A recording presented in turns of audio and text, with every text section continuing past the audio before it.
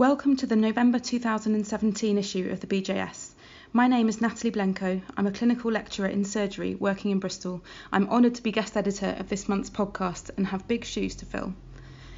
This month's BJS has a focus on paediatric surgery and includes 3 randomised controlled trials. Despite the difficulties in undertaking trials involving children, as highlighted by this month's editorial, the successful completion of these studies suggests that the challenges are certainly surmountable and we should dismiss claims that surgical trials are impossible. The first paper to draw your attention to is a randomised trial comparing standard preparation and a virtual reality tour of the operating theatre in children undergoing procedures under general anaesthesia in order to examine the effect on preoperative anxiety. The virtual reality intervention was a 360-degree tour presented as a 4-minute video. This simple intervention could easily be reproduced in an adult setting with potentially far-reaching impact. The second randomised trial aimed to determine whether radiological or percutaneous endoscopically inserted gastrostomy was associated with a lower complication rate. What is particularly impressive is that parents, children and outcome assessors were all blinded to the method of gastrostomy insertion by using similar dressings for both study groups. Along with robust methods for randomisation and low attrition rates, the use of blinding places this study at low risk of bias and makes the results highly relevant and useful to our practice. The third trial in this edition is my paper of the month, so more on that later. As well as the paediatric papers, there's also something for the adult surgeons amongst you. For the GI surgeons, there are 2 papers relating to outcomes and day of the week. These papers are bound to spark interest and debate across the wider surgical community too, especially given the political interest in this topic. The first paper involved record linkage of national data across England and Wales for people hospitalised as an emergency for 19 different GI disorders. It included nearly 2.5 million records and examined whether GI disorders were susceptible to increased mortality amongst patients admitted at the weekends compared with weekdays.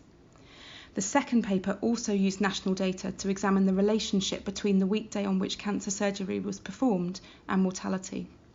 And I'll leave you to reflect on the potential reasons behind the findings and their implications.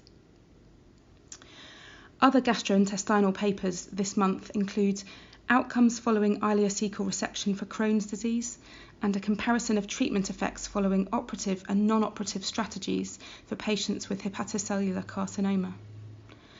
A paper of relevance to anyone undertaking emergency general surgery is one that included all UK emergency admissions with gallstone pancreatitis over a 3-year period. In this study, they compared morbidity rates amongst patients receiving early definitive treatment, i.e. cholecystectomy or ERCP in the same admission or within 2 weeks of discharge, and those who did not. It's definitely worth a read, and if you're a fan of social media, you may have noticed the accompanying visual abstract on Twitter.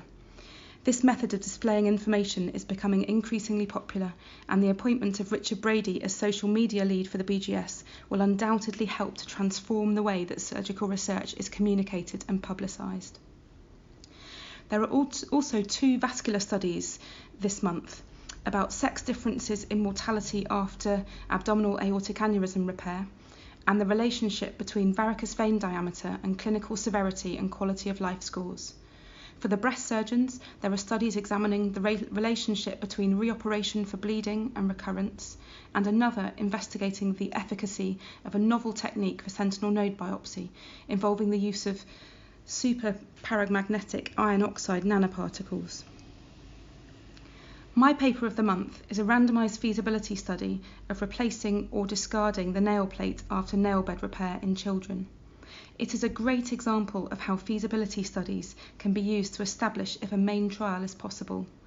The authors describe how at the start of the study, a consensus meeting was convened to develop a trial protocol, and that this meeting identified key methodological uncertainties, and this provided the rationale for a standalone feasibility study. This approach also enables the authors to assess the number of eligible children, the actual rate of recruitment compared to what was predicted, and the loss to follow-up. The feasibility work provided the study team with important information in terms of what worked and what was less successful, and enabled them to refine and improve the protocol for the main trial. Finally, congratulations to both new editorial assistants, Frank McDermott and Samira Sadowski. We wish them every success and look forward to their contributions.